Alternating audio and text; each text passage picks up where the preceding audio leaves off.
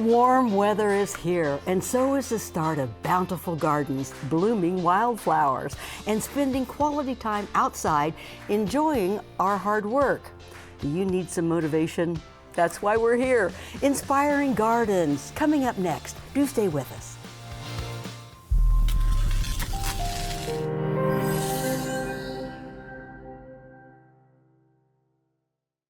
Inspire is sponsored by the estate of Ray and Ann Goldsmith. And the Raymond C. and Marguerite Gibson Foundation. And Friends of KTWU. We appreciate your financial support. Thank you.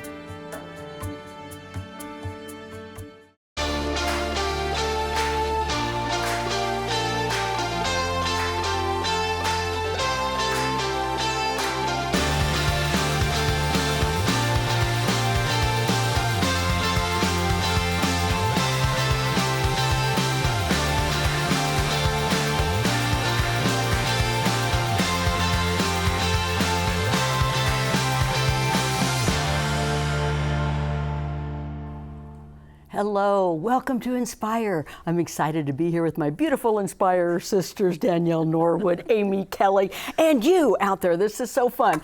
The seasons are changing. Spring is my favorite. I just love spending time outside. I'm sure you guys are enjoying the beautiful blooming flowers and the flowering trees, unless somebody has an allergy, but you know, that's out. Well, I most definitely am enjoying the renewal of life and color that we get to witness every spring and summer, and that is why we're here today, to inspire gardening creativity. Now, this is a subject matter that interests me greatly as we hear so much about pollinator gardens and wildflower gardens and how to take care of our yard. And but there's just so much to take in. To start the conversation today, we welcome our guest, Lane Weens, Shawnee County Horticultural Extension Agent. That is a mouthful, Lane. Welcome to Inspire. So what is a Shawnee County Horticultural Extension Agent? Yes, so I'm a part of Kansas State University. We're part of the Research and Extension branch of K-State, which is just K-State's boots on the ground in all the communities around Kansas. We actually have an extension presence in all 105 counties here in the state of Kansas. Wow. So my specialization is horticulture, which is everything turf, tomatoes, trees, and everything in between. I love that. Gosh. Turf tomatoes. Okay, so now we want to get to this red cedar thing. Let's address that right away, because that's something we want to get rid of, right? There's benefits to that. They're Okay. not the best trees, especially for trying to manage pasture for cattle grazing, things like that. They're going to suck up water that's going to be taken away from the grass of the cattle and everything's going to be grazing on. But they're a fantastic windbreak tree. They don't lose their leaves in the fall, so they're going to be able to provide some of that wind blocking effect all season long. I did not know that. That's fantastic. So keep the trees, don't keep the trees. In the right place, they're a good tree. Okay. In the right place. Okay. Everything. A weed is just a plant that's growing where you don't want it, right? Oh, wow. I love it. That people weeds too? I mean, Oh, yeah. people who are in the wrong place and you want to get rid of them. Yeah, that fell flat, so we'll just cut that one. Yeah, that fell flat. That's okay. Okay, but let's talk about everything blooming early this year. The tulip time, I mean, that's big in Wamego and Topeka and many of our 105 counties. Exactly. So, but it came early and everybody's kind of scrambling to get things done. So, Yeah. Luckily, a lot of those spring flowering bulbs like that, they're kind of planted in the fall, September, October time frame, get them watered in, get them off to a good start. And then you just sit there and wait for them. They need that cold period to be able to develop a flower bud, to be able to spring that up in the spring for us. And I heard that the irises came early too, so people should not be freaked out that things are early. No, irises aren't quite in full bloom yet, but they are. Everything's kind of trending a couple weeks to a month or so early. Like all of our red buds, all those little 15, 20 foot tall trees that you've seen all around everywhere with the bright pink flowers, those bloomed about a month early, which is, it's a good time thing that we use in the horticulture world for putting down pre-emergence for things, for a lot of our grassy type weeds like crabgrass. So we've actually been telling people to be putting down your crabgrass preventer early this year, because the rule of thumb is to do that when those red buds are in full flower. I didn't know that. Okay, so what else should we be doing? You said put down the crabgrass preventers. What else should we be Crabgrass doing preventer, right now? we're getting into the time frame, a good time to overseed your lawn if you have a cool season grass like a Kentucky bluegrass, a tall fescue. Those are our cool season grasses. They do really well early in the spring and later into the fall, but once we hit the summer, May, June, July, August, when it's so stinking hot outside, those grasses don't do so well. Okay, I have to admit, I don't know anything about gardening. You know, I can buy a plant and stick it in my planter, water it, and then I'm good to go.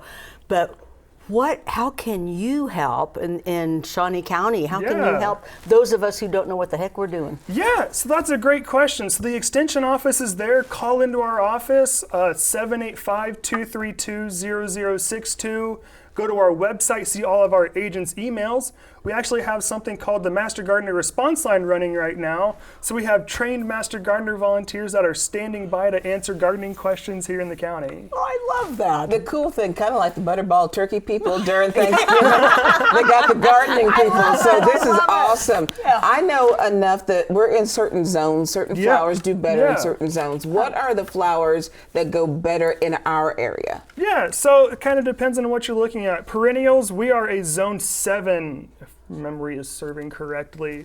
So that's going to be things that can take up down to about 0 degrees in the winter, maybe down to -5, -10 on some days, but they're mostly used to that temperature. So all kinds of prairie plants that we have here, goldenrod, purple coneflower, black-eyed Susans, blanket flower, all are fantastic and really hardy options here in the area. Okay, what about roses? Do they Roses, do well? there's all of those different plants, they're gonna have different hardinesses. So like we can't grow an orange tree here in Kansas because it gets too cold in the winter, it's gonna kill off those plants.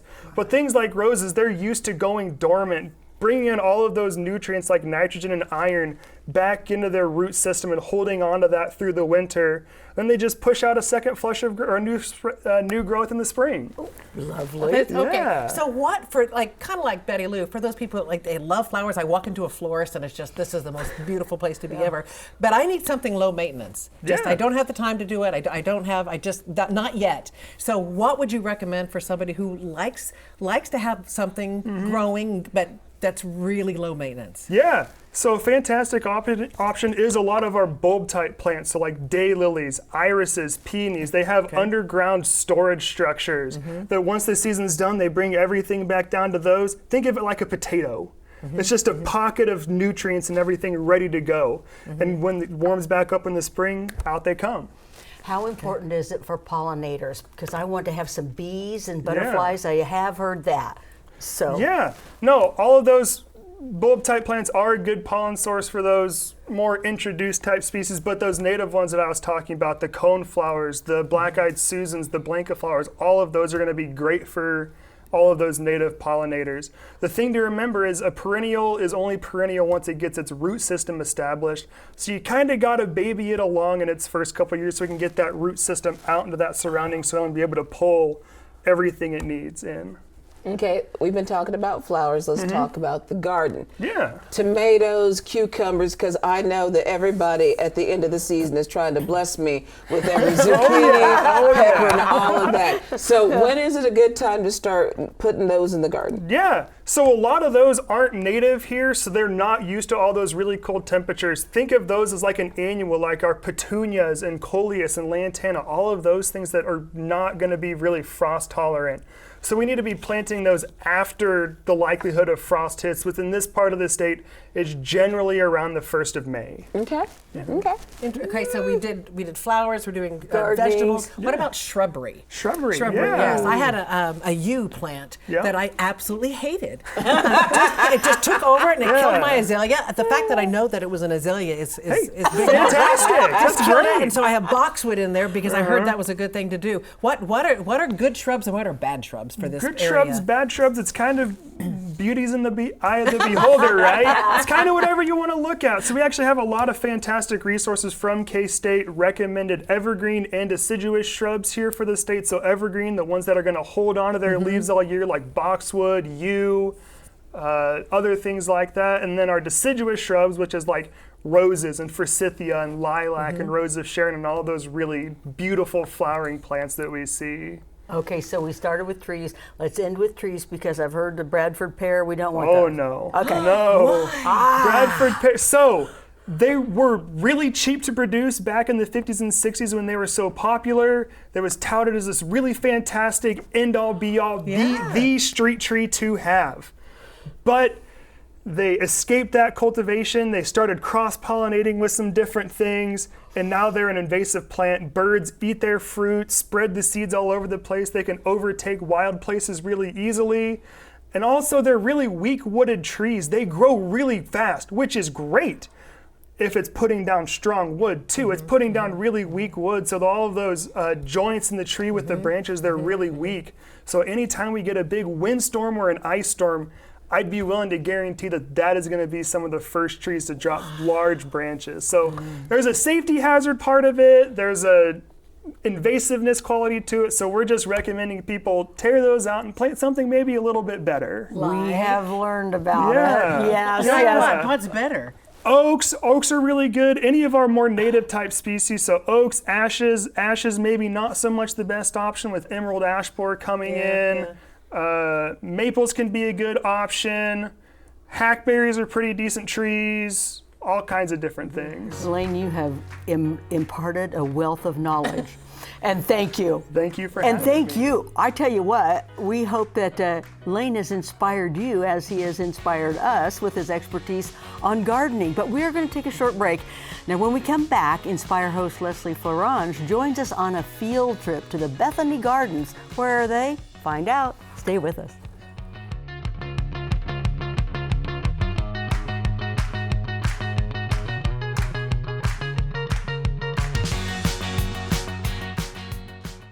And we are back to a special part of our gardening episode. And today we've got Ann Palmer, who studied landscape architecture. And we've got Willie Model, who's the groundskeeper here at Bethany Gardens. Thank you for being here with us on Inspire.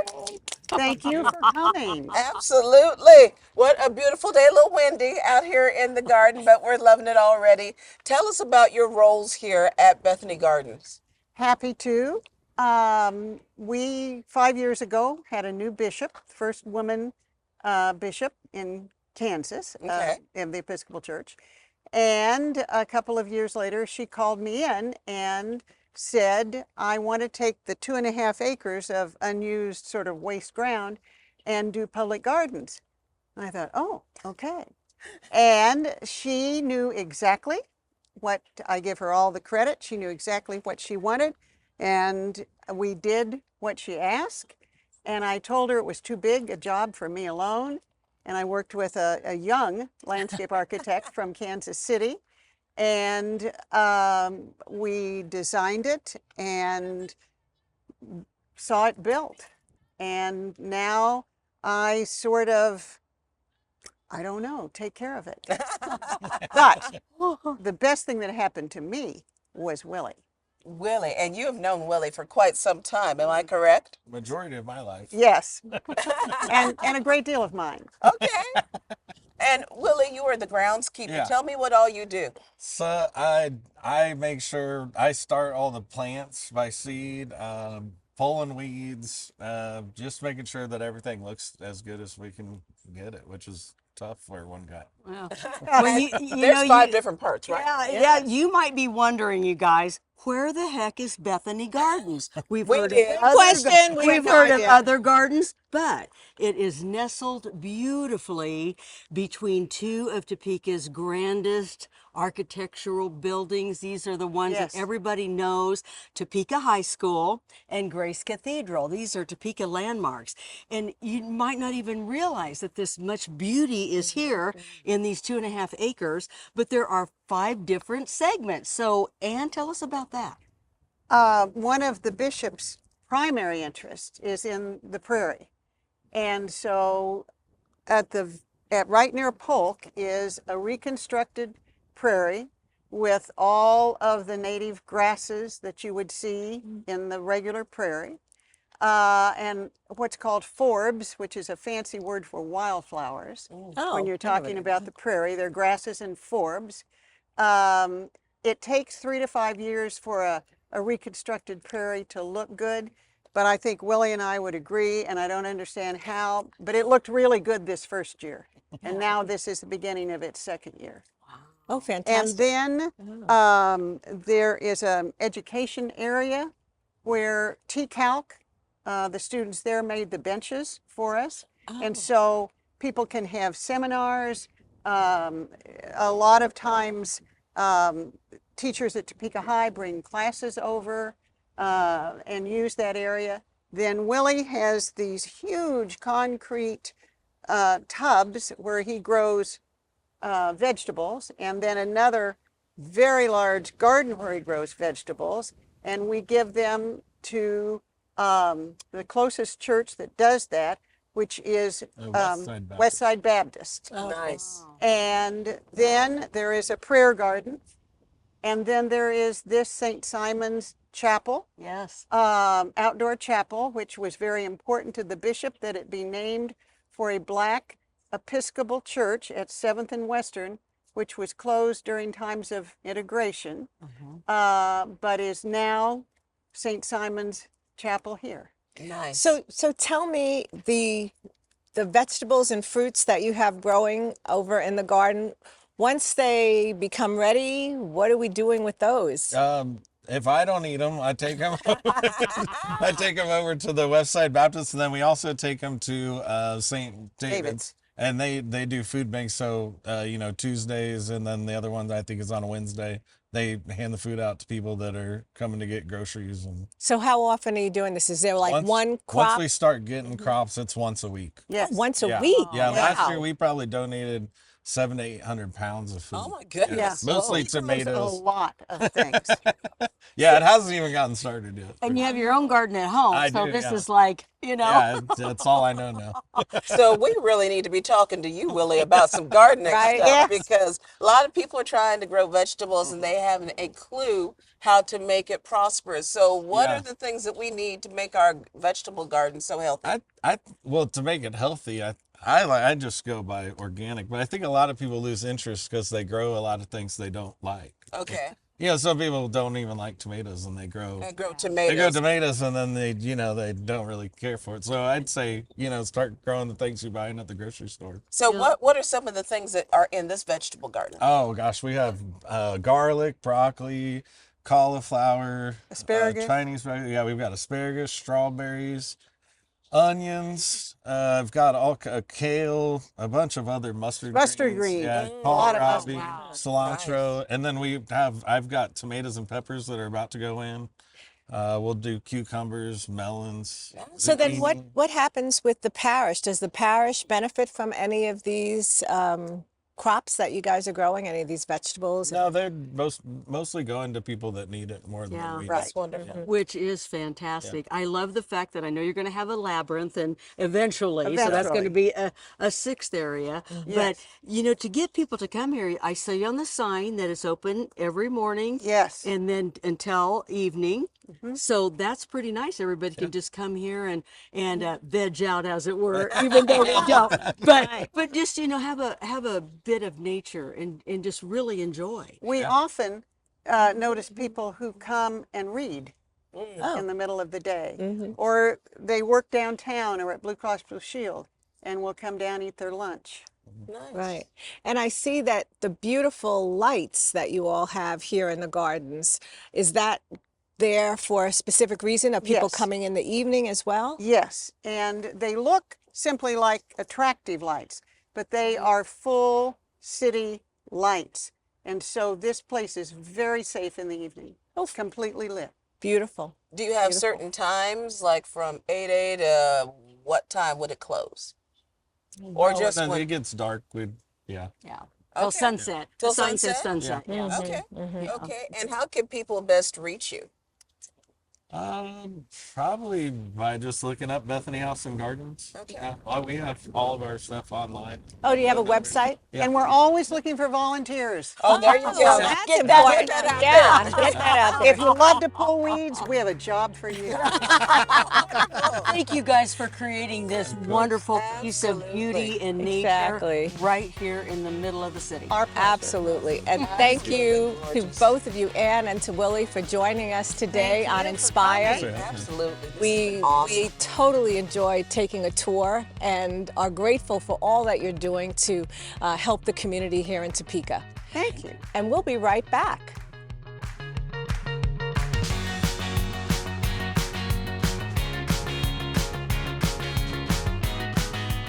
My name is Lynn Weaver. I'm a Shawnee County Extension Master Gardener, here today to talk to you about planting seeds at home. Planting seeds at home can be fun if you follow a few guidelines for success. Begin with clean containers with holes in the bottom for good drainage. It's important to use seed starting soil. This is a lighter mix than potting soil, letting the roots go down and the stems come up easier. Avoid using garden soil from your yard. This does not drain well. It can contain weed seeds and disease organisms. Pour your soil into a container. Add enough water so that when you squeeze a handful, a few drops of water come out. Place your soil in your container. 2 inches is good. Level the top, but don't pack. When are you going to plant your seeds? A good guideline can be found at ksu.edu, Starting Seeds in Kansas. You'll place your seeds right on top of your soil. Mist them in to give good seed soil contact. Now look at your seed package. Are the seeds you're planting, do they prefer light for germination like coleus and petunias? If so, once you have them planted and misted, cover them with a clear dome or some plastic wrap. This helps maintain moisture and warmth. Or if you're planting something like peppers or tomatoes, those seeds prefer darkness to germinate. So you will plant them, mist them in, and then cover them with a dark lid or a black plastic bag. If your seeds do require darker germination, once half of these seeds are up, remove the dark lid and cover them either with plastic wrap or a clear dome. If your seeds require light for germination, place them on top of the soil and then place a clear dome or plastic wrap on top to hold in the moisture and the heat. Then move your seeds to your light source. This can be a shop light or an LED setup. The lights need to be just a couple inches above the top surface of your covering. If your seeds need dark to germinate, once you have them planted and misted in, cover them with a dark lid, a tray, or a black plastic bag to provide the darkness that those seeds prefer. Once half of these seeds are up, remove the dark cover, add a light cover, a dome, or plastic wrap, and get them under your grow lights. Seeds germinate better with bottom heat. You can use a heat mat or even put them on top of your refrigerator for some bottom heat. Watering is very important. You're going to look at your seeds every day and mist them lightly. One thing you can do to check the moisture, pinch a little bit of the topsoil. If it feels moist, no need to water. If it feels dry, just mist over one time. Another clue to watering is if there is condensation on your dome or your dark cover. If there are a lot of water spots, shake that off and replace the cover with no more water for that day. Your light source needs to be on a timer so that it runs for 16 hours every day.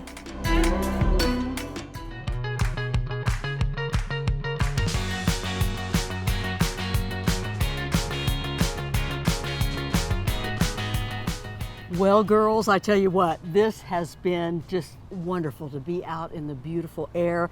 And we want you to get here right away to Bethany Gardens because there's a beautiful English garden that is on the west side. So you want to be sure you see that because the fine folks here, Ann, Willie, and all the volunteers are going to be redoing that. So if you want to see kind of an original English type garden, you want to get to Bethany Gardens right away.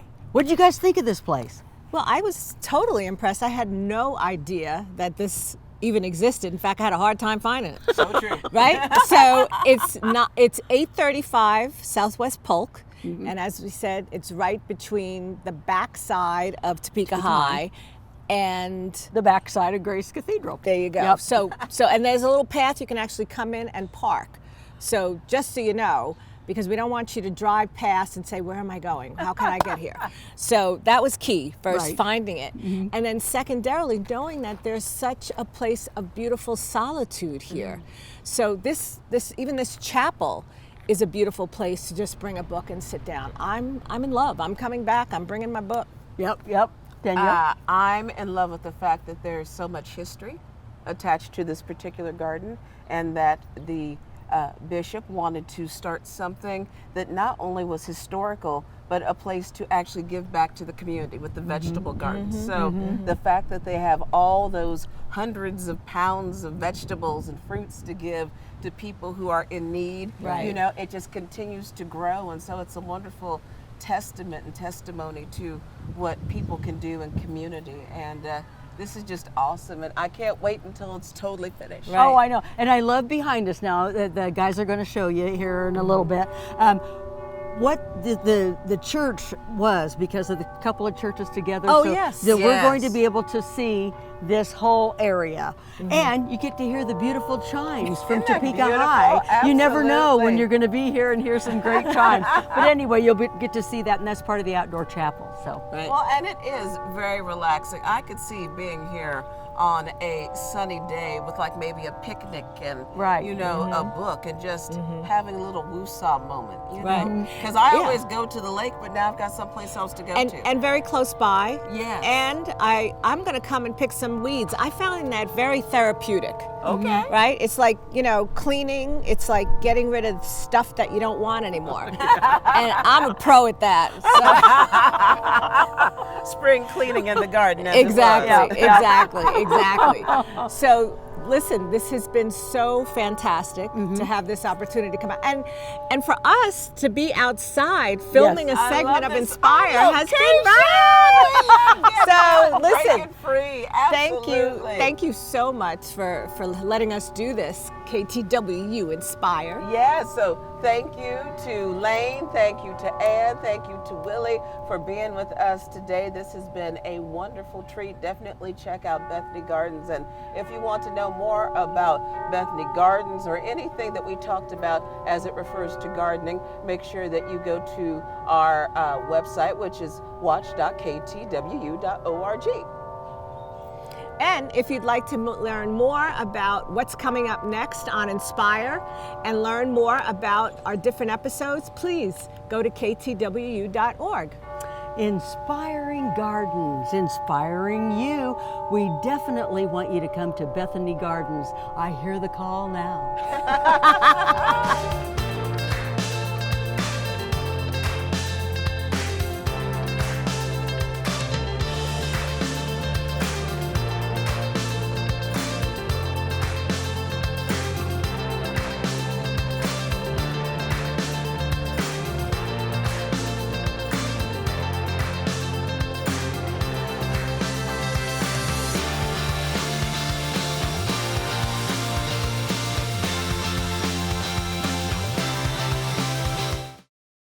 Inspire is sponsored by the estate of Ray and Ann Goldsmith. And the Raymond C. and Marguerite Gibson Foundation. And Friends of KTWU. We appreciate your financial support. Thank you.